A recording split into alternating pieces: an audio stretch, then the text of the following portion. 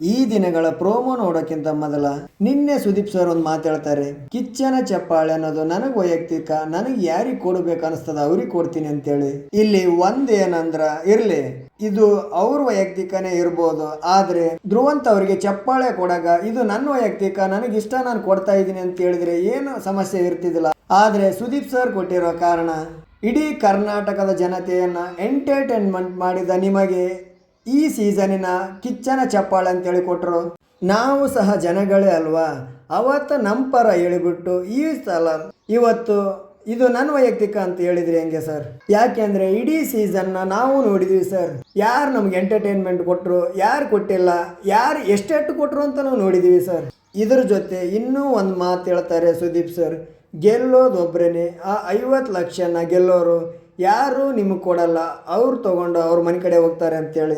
ನಾನು ಒಂದು ಹೇಳೋದು, ಗೆಲ್ಲೋದು ಅವ್ರು ಗೆದ್ರೆ ನಮ್ಗೆ ಯಾಕೆ, ಅವ್ರೇನು ನಮ್ಗೇನಾದ್ರು ತಂದು ಕೊಡ್ತಾರ ಅಂತ ನಾವು ಯೋಚನೆ ಮಾಡಿದ್ರಿ, ಅಥವಾ ಈ ಶೋ ಇಂದ ನಮಗೇನು ಪ್ರಯೋಜನ ಅಂತೇಳಿ ಯೋಚನೆ ಮಾಡಿದ್ರೆ ನೀವೇ ಹೇಳಿಕೊಟ್ಟಂತಾಗುತ್ತೆ. ಇದು ನಮ್ಮ ಶೋ, ನಾವು ಯಾರಿಗೆ ಬೇಕಾದ್ರೆ ಕೊಡ್ತೀವಿ, ಯಾರನ್ನ ಬೇಕಾದ್ರೆ ಗೆಲ್ಲಿಸ್ತೀವಿ ಅಂತಂದ್ರೆ ಅನ್ಕೊಂಡ್ರೆ ಜನಗಳು ಒಂದು ವೇಳೆ ನೋಡದೇ ಇದ್ರೆ ಅದರಿಂದ ನಮಗೇನು ಪ್ರಯೋಜನ, ಅದೆಲ್ಲ ನಮಗ್ಯಾಕೆ ಅಂತೇಳಿದ್ರೆ ಎಲ್ಲ ಶೋಗಳು ಏನಾಗ್ತಿದ್ವು.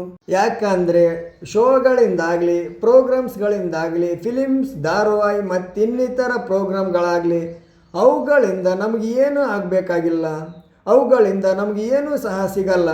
ಆ್ಯಕ್ಚುಲಿ ಜನಗಳು ನೋಡುವುದರಿಂದ ಆ ಪ್ಲಾಟ್ಫಾರ್ಮ್ಗಳಿಗೆ ಒಂದಿಷ್ಟು ಏನೋ ಸಿಗ್ತದಂದರೆ ಆ ಮಾತನ್ನು ಬೇಕಾದ್ರೆ ಒಪ್ಪಬಹುದು. ಇರಲಿ, ಮುಂಜಾನೆ ಒಂದು ಆಗೋ ಮಧ್ಯಾಹ್ನ ಒಂದು ಪ್ರೋಮೋ ಬಂದಿದೆಯಲ್ಲ, ಅದ್ರ ಬಗ್ಗೆ ಒಂದಿಷ್ಟು ನೋಡಿ ಬಿಡೋಣ. ಬಿಗ್ ಬಾಸ್ ಅಲ್ಲಿ 6ನೇ ಪ್ಲೇಸಲ್ಲಿ ಎಲಿಮಿನೇಟ್ ಆಗಿ ಹೊರಗಡೆ ಬರ್ತಾ ಇರೋದು ಧನುಷ್ ಅವರಂತೇಳಿ ಅಪ್ಡೇಟ್ ಬರ್ತಾ ಇದೆ. ಅದಾದ ನಂತರ ರಘು ಅವ್ರು ಬರ್ತಾರೆ, ಅದಾದ ನಂತರ ರಘು ಅವರು ಬರ್ಬೋದಂತ ಅನಿಸ್ತದ. ಇರಲಿ, ಒಬ್ಬೊಬ್ಬರಾಗಿ ಎಲ್ಲರೂ ಹೊರಗೆ ಬರಲೇಬೇಕು, ಯಾಕೆಂದರೆ ಗೆಲ್ಲೋದು ಮಾತ್ರ ಒಬ್ಬರೇ ಅಲ್ಲ. ಧನುಷ್ ಅವರು ಗೇಮ್ ನೋಡಿಗೆರಿಂದ 2nd ಪ್ಲೇಸ್ ಬರ್ತಾನಂತ ನಾವು ಅಂದ್ಕೊಂಡಿದ್ವಿ, ಆದರೆ ವೋಟಿಂಗ್ ಪ್ರಕಾರ ಧನುಷ್ ಲಾಸ್ಟಲ್ಲಿದ್ದು 6ನೇ ಪ್ಲೇಸಿಂದ ಹೊರಗಡೆ ಬಂದನಂತ ಅನ್ನಿಸ್ತದ. ಬರಬರಿನೇ ಅದ. ಧನುಷ್ ಅವರು ಗೇಮ್ ಅಂತ ಬಂದರೆ ಮಾತ್ರ ಕಾಣಿಸಿಕೊಳ್ತಿದ್ರು, ಅದಾದ ನಂತರ ಎಲ್ಲೂ ಮನೆಯಲ್ಲಿ ಕಾಣಿಸ್ತಾನೇ ಇರಲಿಲ್ಲ. ಇನ್ನೇನು ಕೆಲವೇ ಗಂಟೆಗಳಿವೆ ಬಿಗ್ ಬಾಸ್ ಶೋ ಶುರುವಾಗಲು. ಆಲ್ರೆಡಿ ಬಿಗ್ ಬಾಸಿಂದ ಅಪ್ಡೇಟ್ಗಳಂತೂ ಬರ್ತಾನೆ ಇದೆ. ಅವ್ರು ಹೊರಗೆ ಬಂದರು, ಇವ್ರು ಹೊರಗೆ ಬಂದರು, ಇವರು ಅಷ್ಟಿಗೆ ಓಟ್ ಬಿದ್ದಾವೆ, ಅವರಿಗೆ ಅಷ್ಟು ಓಟ್ ಬಿದ್ದಾವೆ ಅಂತೇಳಿ ನೋಡ್ಬೋದು ನೀವು ಸಹ ಸೋಷಿಯಲ್ ಮೀಡಿಯಾದಲ್ಲಿ ಅಪ್ಡೇಟ್ಗಳನ್ನು.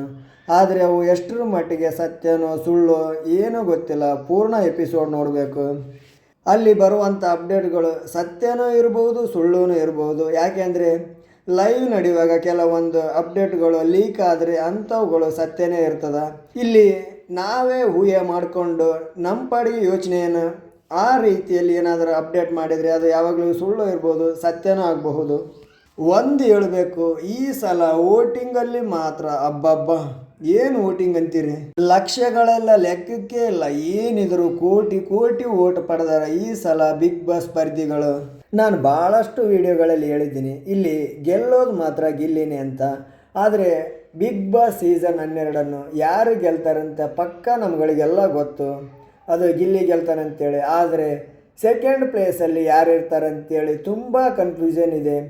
ಎಲ್ಲ ಹಿಂದಿನ ಬಿಗ್ ಬಾಸ್ ಸೀಸನ್ಗಳಲ್ಲಿ ರನ್ನರ್ ಯಾರು, ವಿನ್ನರ್ ಯಾರು ಅಂತೇಳಿ ಹುಡುಕಾಡಿದ್ರೆ ಇಲ್ಲಿ 2nd ರನ್ನರ್ ಯಾರು ಆಗ್ತಾ ಇದ್ದಾರೆ 4-5 ಜನಗಳಲ್ಲಿ ಅಂತೇಳಿ ಹುಡುಕ್ತಾ ಇದ್ದೀವಿ ಈ ಸಲ ಬಿಗ್ ಬಾಸಲ್ಲಿ. ಈಗ ವೋಟಿಂಗಲ್ಲಿ ಹೆಂಗಂದ್ರೆ ಫಸ್ಟ್ ಪ್ಲೇಸಲ್ಲಿ ಗಿಲ್ಲಿ ಇದ್ದಾನೆ ಅಂತ ಅಂದ್ಕೊಳ್ಳಿ, ಎಷ್ಟು 40-50 ಕೋಟಿ ವೋಟ್ ಪಡೆದಿರಲಿ. ಆದರೆ 2nd ಪ್ಲೇಸಲ್ಲಿ ತುಂಬಾ ಅಜಗಜಾಂತರ ವ್ಯತ್ಯಾಸ ಇರಬೇಕು. ಯಾಕೆ ಅಂದರೆ ಅಷ್ಟು ವೋಟ್ಗಳನ್ನು ಆತ ಒಬ್ಬತ್ತನೇ ಪಡೆದಿದ್ದಾನೆ ಅಂತಲೇ ಅಂದ್ಕೊಳ್ಳಿ. 2nd ಪ್ಲೇಸ್ ಪಡೆದವರು ಮ್ಯಾಕ್ಸಿಮಮ್ ಆದರೂ 10ಕ್ಕಿಂತ ಒಂದು 15-20 ಕೋಟಿಗಿಂತ ಕೆಳಗಿದ್ರೆ ಮಾತ್ರ ವೋಟಿಂಗ್ ಪ್ರಕಾರ ನಡೆಸ್ತಾ ಇದ್ದಾರೆ ಬಿಗ್ ಬಾಸ್ ಅಂದ್ಕೊಳ್ಬೋದು. ಇಲ್ಲ ಅಂದರೆ ಖಂಡಿತವಾಗ್ಲೂ ಬಿಗ್ ಬಾಸು ತನಗೆ ಏನು ಅನಿಸ್ತದ ಅದನ್ನೇ ಮಾಡ್ಯಾನಂತ ನಮಗೆ ಅನಿಸ್ತದ. ಯಾಕಂದ್ರೆ ಗಿಲ್ಲಿಗೆ ಬಿದ್ದಿರೋಷ್ಟು ವೋಟ್ಗಳು ಮಿಕ್ಕಿರೋ 5 ಸ್ಪರ್ಧಿಗಳಿಗೆ ಗಿಲ್ಲಿ ವೋಟ್ಗಳಲ್ಲಿ ಕಾಲ್ಭಾಗ ಸಹ ವೋಟ್ ಬಿದ್ದಿರಲ್ಲ ಅಂತ ನಾನು ಅನ್ಕೊತೀನಿ. ಬಿಗ್ ಬಾಸ್ ಏನಾದರೂ ಫಸ್ಟ್ ಪ್ಲೇಸಿಗೆ ಅಥವಾ 2nd ಪ್ಲೇಸಿಗೆ ಜಾಸ್ತಿ ಏನು ವ್ಯತ್ಯಾಸ ಇಲ್ಲ, ಸ್ವಲ್ಪ ವ್ಯತ್ಯಾಸ ಅಂತ ಏನಾದರೂ ಹೇಳಿದರೆ ಅದು ಮಾತ್ರ ಪಕ್ಕ ಫೇಕೇ ಇರ್ತದ. ಯಾಕೆ ಅಂದರೆ ನಮಗಳಿಗೆಲ್ಲ ಗೊತ್ತೇ ಇದೆ ಯಾರ್ಯಾರಿಗೆ ಎಷ್ಟೆಷ್ಟು ಓಸ್ಟ್ ಬೀಳ್ಬೋದು ಅಂತೇಳಿ. ಇಲ್ಲಾಂದರೆ first place okay, first place ಬಿಟ್ಟು ಮಿಕ್ಕಿರೋ ಎಲ್ಲ ಪ್ಲೇಸ್ಗಳು ಅಂದರೆ 4ರಿಂದ 5 ತನಕ ಈ ಎಲ್ಲ ಪ್ಲೇಸ್ಗಳಲ್ಲಿ ಒಂದೇ ಈಕ್ವಲ್ ಆಗಿ ಸ್ವಲ್ಪ ವ್ಯತ್ಯಾಸ ಇದ್ದರೂ ಸಹ ಏನನ್ಸಲ್ಲ. ಆದರೆ ಫಸ್ಟ್ ಪ್ಲೇಸಿಗೂ ಸೆಕೆಂಡ್ ಪ್ಲೇಸಿಗೂ ಒಂದೇ ಸ್ವಲ್ಪ ವ್ಯತ್ಯಾಸ ತೋರಿಸಿದ್ರು ಸಹ ವೋಟಿಂಗ್ ಪ್ರಕಾರ ನಡೆದಿಲ್ಲ ಅಂತ ಅಂದ್ಕೊಳ್ಬೋದು. ನಾವು ಮೊದಲು ಬಿಗ್ ಬಾಸ್ ಎಲ್ಲ ಸೀಸನ್ಗಳಲ್ಲಿ ಫಸ್ಟ್ ಯಾರು ಸೆಕೆಂಡ್ ಯಾರು ಅಂತೇಳಿ ಹುಡುಕ್ತಾ ಇದ್ದೀವಿ. ಇಲ್ಲಿ ಫಸ್ಟ್ ಆಲ್ರೆಡಿ ಫಿಕ್ಸ್ ಆಗಿದೆ, ಸೆಕೆಂಡ್ ಯಾರು ಅಷ್ಟು ಜನರಲ್ಲಿ ಅಂತೇಳಿ ಹುಡುಕೋದು ಬಂದಿದೆ. ಇರಲಿ, ಇನ್ನೇನು ಕೆಲವೇ ಗಂಟೆಗಳು ತಾನೇ, ಅದು ಸಹ ತಿಳಿದೇ ಬಿಡುತ್ತದ. ಆದಷ್ಟು ನನಗನ್ನಿಸ್ತದ ಸೆಕೆಂಡ್ ಪ್ಲೇಸಲ್ಲಿ ಕಾವ್ಯ, ರಕ್ಷಿತಾ, ಅಶ್ವಿನಿ ಇರಬಹುದು. ಅದರಲ್ಲಿ ಕಾವ್ಯ ಇರಲಿ ಅಂತ ನನ್ನ ಅನಿಸ್ತದ. ಜನರಲ್ಲಿ ಜಾಸ್ತಿ ನಿರೀಕ್ಷೆ ಇರೋದೇ ರಕ್ಷಿತಾ ಅಥವಾ ಅಶ್ವಿನಿ ಇರ್ತಾರೆ ಸೆಕೆಂಡ್ ಪ್ಲೇಸಲ್ಲಿ ಅಂತ.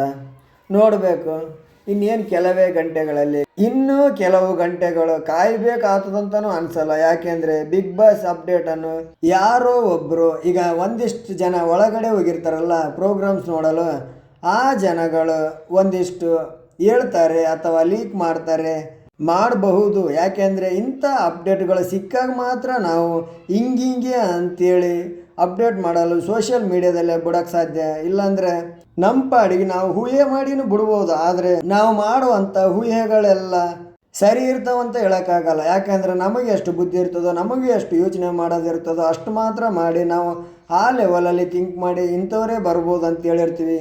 ಅದು ಅಷ್ಟರ ಮಟ್ಟಿಗೆ ನಿಜ ಆಗ್ತದ ಅನಿಸಲ್ಲ. ಆದರೆ ವಿಡಿಯೋಗಳು ಲೀಕ್ ಆದರೆ ಮಾತ್ರ ಖಂಡಿತವಾಗಲೂ ಪಕ್ಕಾ ಅಪ್ಡೇಟ್ ಇರ್ತದ. ಇರಲಿ, ಮನೆಯಲ್ಲಿರುವಂಥ 6 ಸ್ಪರ್ಧಿಗಳು ಫುಲ್ಲು ಹ್ಯಾಂಡ್ಸಮ್ ಆಗಿ ಗ್ರ್ಯಾಂಡ್ ಫಿನಾಲೆಗೆ ರೆಡಿಯಾಗಿ ಡ್ಯಾನ್ಸ್ ಪರ್ಫಾರ್ಮೆನ್ಸ್ ಮಾಡ್ತಾ ಇದ್ದಾರೆ. ಪ್ರತಿಯೊಬ್ಬರು ನೋಡ್ಬೋದು, ನೀವು ಸಹ ಪ್ರೋಮೋದಲ್ಲಿ ನೋಡಿರಿ ಅಂತ ಅನ್ಕೊತೀನಿ.